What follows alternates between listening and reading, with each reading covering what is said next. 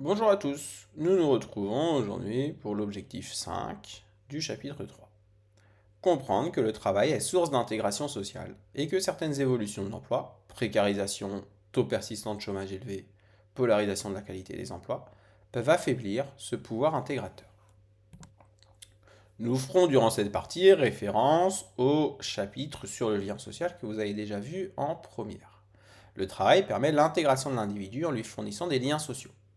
Tout d'abord, il faut savoir que l'identité professionnelle est une composante très importante de l'identité sociale d'un individu. On se définit en partie par ce que l'on fait au travail. Je vais vous donner un exemple pour illustrer ça très simplement. Lorsque je rencontre des nouvelles personnes, en soirée par exemple, la première question que je vais leur poser, c'est: tu t'appelles comment? Et la deuxième question: tu fais quoi dans la vie? Ce qui est assez symptomatique du fait que notre identité professionnelle, ce que l'on fait dans la vie, va contribuer à nous définir en tant qu'individu aux yeux des autres.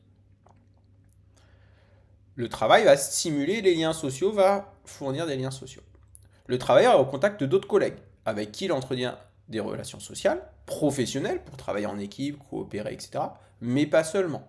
On va faire une pause cigarette, une pause café, déjeuner ensemble, etc., etc. Et ce sera l'occasion de discuter des derniers résultats sportifs, de comment va la famille, que sais-je.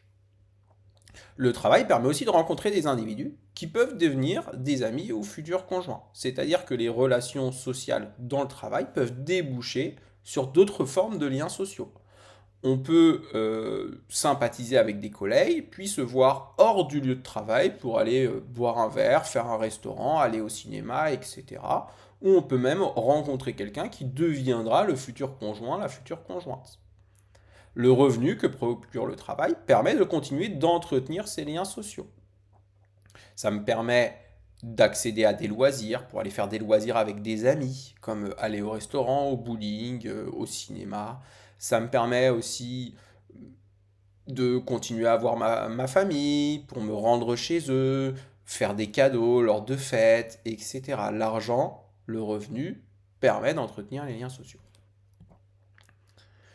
Le lien social, durant le travail, au travail, se nomme lien de participation organique.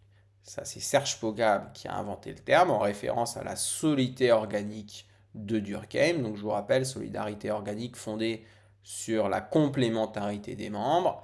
Il prend la métaphore des organes, les organes du corps, qui sont tous différents, mais tous complémentaires. On a besoin de tous nos organes pour vivre. Donc, le lien social au travail, on peut le nommer lien de participation organique. Pour que le travail remplisse son rôle intégrateur, il doit fournir à l'individu de la protection et de la reconnaissance. Protection, c'est ce qu'on appelle compter sur. Je compte sur mon travail. Reconnaissance, compter pour. Je vais vous donner un exemple. Le lien entre la mère et son enfant fournit de la protection, de la reconnaissance. L'enfant peut compter sur son parent pour avoir un toit, de la nourriture, etc. Et il compte pour son parent. Sa maman ou son papa lui dit: je t'aime, je tiens à toi, etc. Et bien dans le monde du travail, c'est pareil. On compte sur le travail pour obtenir de la protection, le statut d'emploi et la rémunération. D'accord? La rémunération nous permet d'avoir un toit, de s'alimenter, etc. On a également plein d'assurances dans notre contrat de travail, comme si on tombe malade, on est quand même rémunéré si on est absent 2 semaines pour cause de maladie, etc. Et de la reconnaissance. Je compte pour, j'ai un travail valorisé, j'ai l'impression de me sentir utile aux yeux des autres, les personnes me disent que je suis utile, me disent que c'est agréable de travailler avec moi, etc. Mais tous les types de métiers ne fournissent pas à la fois protection et reconnaissance. C'est pourquoi Serge Pogam a fait cette petite matrice, ce petit graphique, où on a protection sur un axe, reconnaissance sur un autre axe. Le plus signifie je reçois beaucoup de protection, le moins je reçois peu de protection. Et il va faire une typologie de 4 située, scindée en 4 catégories. L'intégration assurée, qui fournit de la protection et de la reconnaissance. Par exemple, moi, je suis enseignant de SES en CDI, je reçois de la protection par ma rémunération qui est régulière, Et je reçois de la reconnaissance, j'ai l'impression de me sentir utile, mon métier est plutôt valorisé par la société, etc. On a l'intégration incertaine, qui fournit de la reconnaissance mais pas de protection. Ça va être, par exemple, un enseignant qui serait contractuel, qui a des missions de remplacement, qui va pouvoir travailler 3 mois, 6 mois, mais qui ne va pas travailler toute l'année, et qui ne sait pas si l'année prochaine il aura toujours un poste. Les enseignants contractuels sont les enseignants qui ne sont pas titulaires de concours, CAPES ou agrégation. Lui va avoir de la reconnaissance, mais peu de protection, parce que pour l'instant il travaille, mais il ne sait pas si dans 6 mois il aura toujours un travail, si dans 1 an il aura toujours un travail, 2 ans il aura toujours un travail, etc. On a l'intégration laborieuse, qui fournit de la protection, mais pas de reconnaissance. Ça va être une personne qui travaille en CDI, avec un niveau de rémunération correct, mais dont le travail n'est pas très valorisé. Par exemple, éboueur.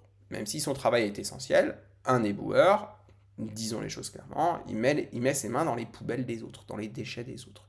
Donc c'est un métier très peu valorisé, mais qui fournit quand même de la protection parce qu'il est en CDI, il a un contrat stable, un niveau de rémunération correct qui lui permet d'avoir un toit, de se nourrir, etc. Et la dernière zone, l'intégration disqualifiante, ça va être une personne qui ne va avoir ni protection ni reconnaissance durant son travail. Ce serait par exemple le livreur Uber Eats. Le livreur Uber Eats, très peu de reconnaissance, il n'a pas l'impression de se sentir utile, c'est pas un métier valorisé par la société. Et de plus, sa protection est très faible. Si le livreur Uber Eats il tombe malade pendant 2 semaines, il ne peut pas faire de livraison, il n'est pas payé. Si demain tous les restaurants ferment, le livreur Uber Eats il ne peut plus faire de livraison, il n'est pas payé, etc. Certaines évolutions de l'emploi peuvent affaiblir le pouvoir intégrateur du travail. Premier élément, le taux de persistance de chômage élevé. Pour Pogam, l'angoisse de l'échec, le malaise, l'attitude de repli ou de distanciation dans les relations sociales, la crainte d'être assimilé aux cas sociaux. Robert Castel, un autre sociologue, a cette expression. Il dit que le chômeur se sent inutile au monde.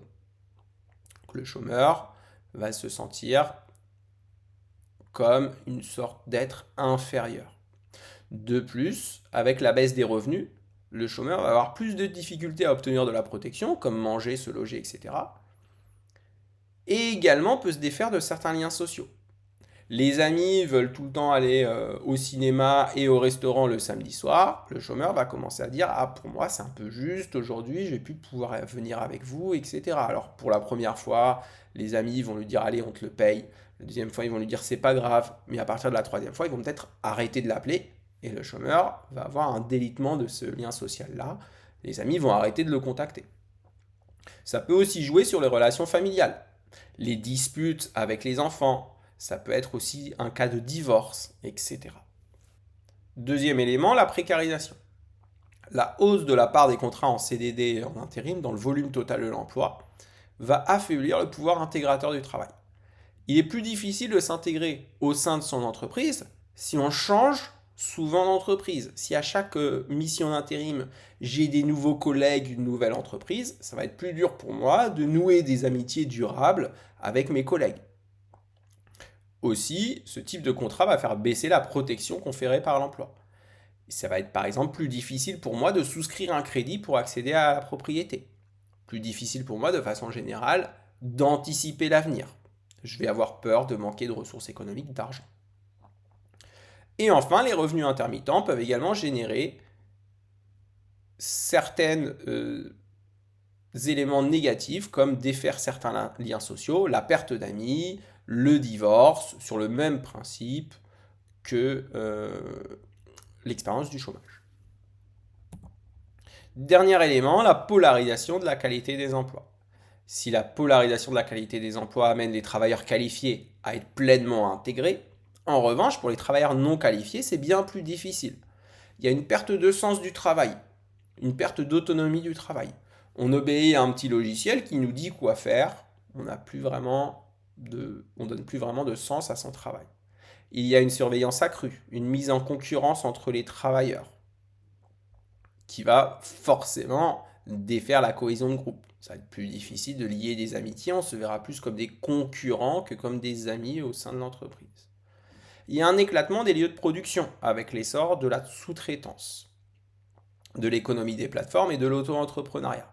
Ce qui signifie que aujourd'hui, les personnes au sein d'une entreprise ne travaillent plus forcément ensemble.